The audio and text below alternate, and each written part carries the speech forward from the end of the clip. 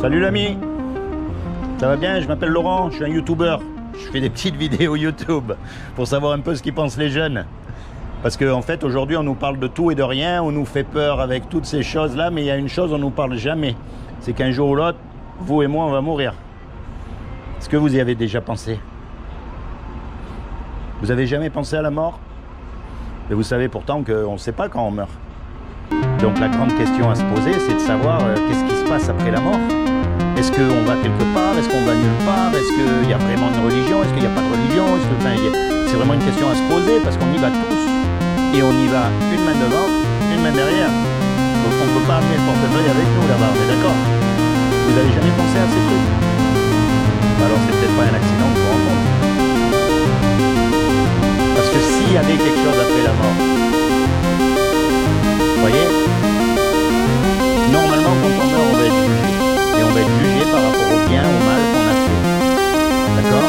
Donc, la grande question à se poser, c'est de savoir comment est-ce que je sais si je fais du bien ou du mal. Parce que dans certains pays, par exemple, le bien, c'est pas le même bien qu'ici.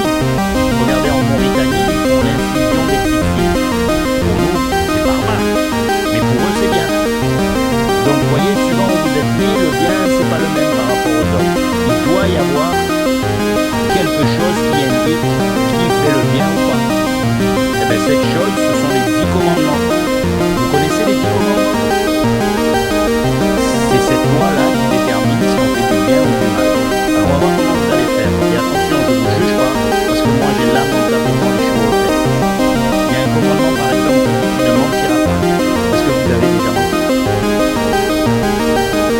Vous allez dire comme tout le monde. Et vous avez raison. Non mais on ne se rend pas compte, mais vous avez remarqué quand vous mentez, vous savez que vous avez menti.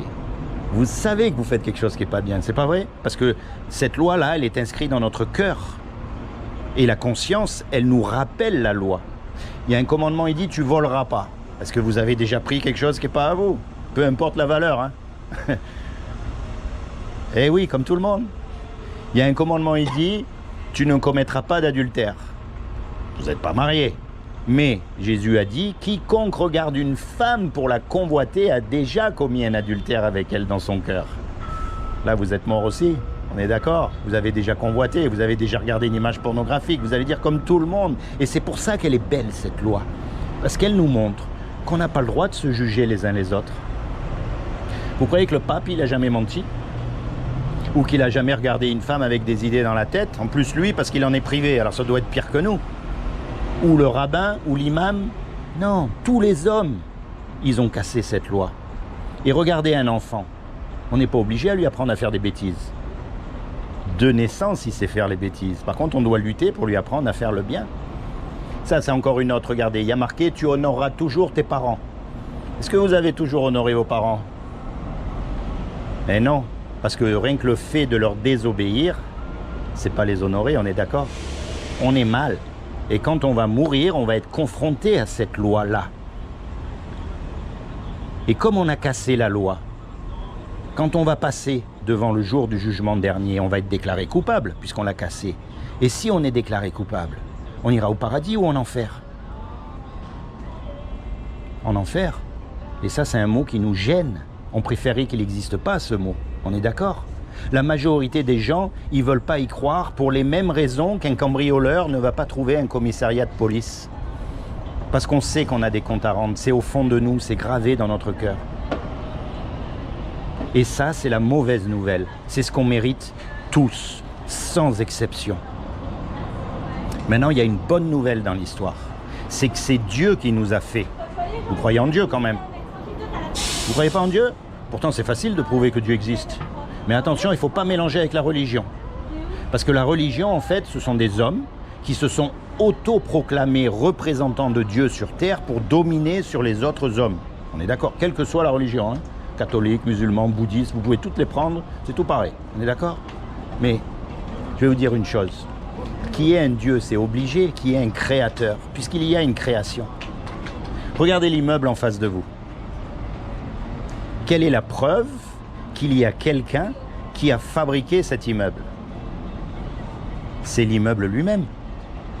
Je ne peux pas vous dire que l'immeuble, il s'est fait tout seul. Puisqu'il y a un immeuble, il y a forcément quelqu'un qui l'a fabriqué. Regardez votre téléphone, c'est pareil. La preuve même qu'il y a quelqu'un qui a fabriqué votre téléphone, c'est le téléphone lui-même. Imaginez, je vous dis ce qui s'est fait tout seul, vous allez me rire au nez.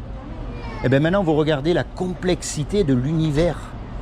Les animaux, les fleurs, les poissons, l'univers, les étoiles, puisqu'il y a une création. Et en plus, si vous avez remarqué, ça tourne comme une horloge, hein. Donc il y a forcément un horloger. Et c'est cet horloger-là qu'on appelle Dieu. Ça n'a rien à voir avec les religions. C'est lui qui a fait les lois. Elles existent, les lois. La loi de la pesanteur, la loi de l'aérodynamique, les lois physiques. Toutes ces lois, elles existent. Mais une loi, par définition, il faut qu'il y ait une intelligence derrière. Pour l'écrire, je caricaturise, mais bon, eh ben c'est lui qu'on appelle Dieu. C'est celui qui a tout créé, y compris cette loi. Et quand on meurt, notre âme, soit elle va rejoindre Dieu, soit elle va aller dans cet endroit de perdition éternelle qu'on appelle l'enfer. C'est pour ça qu'il faut un peu chercher, hein. Il ne faut pas prendre pour argent comptant ce que je vous dis. Il faut chercher de vous-même.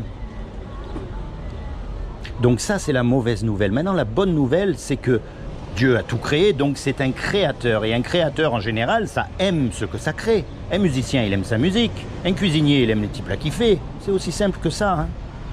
Eh bien, Dieu qui nous a créés, il nous aime. Et quelqu'un qui nous aime, il ne veut pas nous envoyer en enfer. Donc il a fait quelque chose pour que vous et moi, malgré qu'on soit coupables, on puisse éviter son châtiment. Est-ce que vous savez ce qu'il a fait? Est-ce que vous voulez savoir? Comme il n'a trouvé aucun homme de parfait sur la terre, aucun, eh bien ce qu'il a fait, c'est qu'il est venu lui-même sur terre. Il s'est habillé avec un corps. Ce corps, c'est Jésus. Et il a dit, quiconque croit que Jésus est le Fils de Dieu et qu'il est ressuscité des morts, il aura la vie éternelle à mes côtés. Il n'a pas dit de rentrer dans les ordres, de mettre une soutane, d'aller allumer des bougies. Non, il a dit de croire.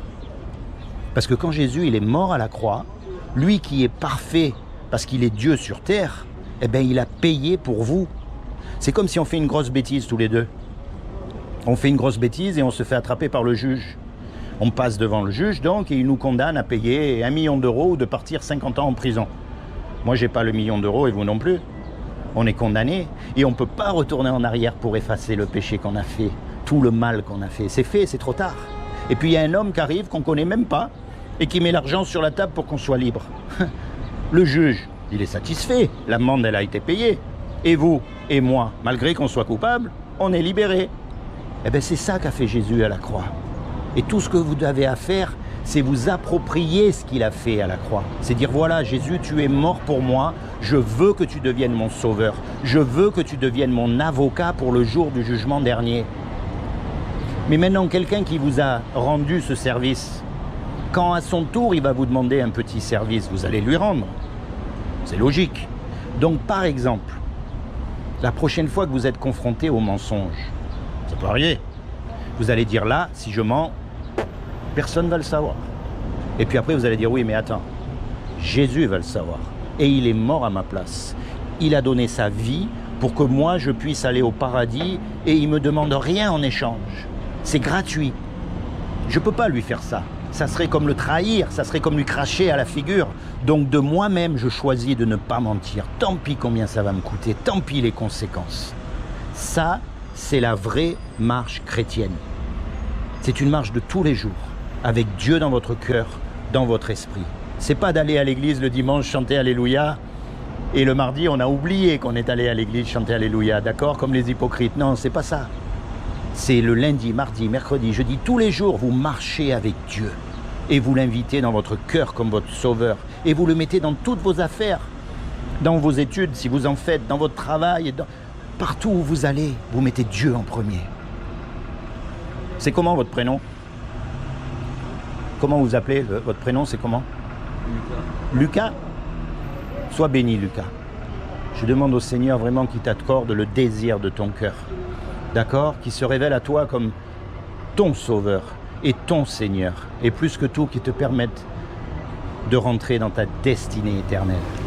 Tiens, en souvenir, je vais te laisser ce petit truc. C'est juste un petit résumé de ce que j'ai dit. Allez, va. Sois béni.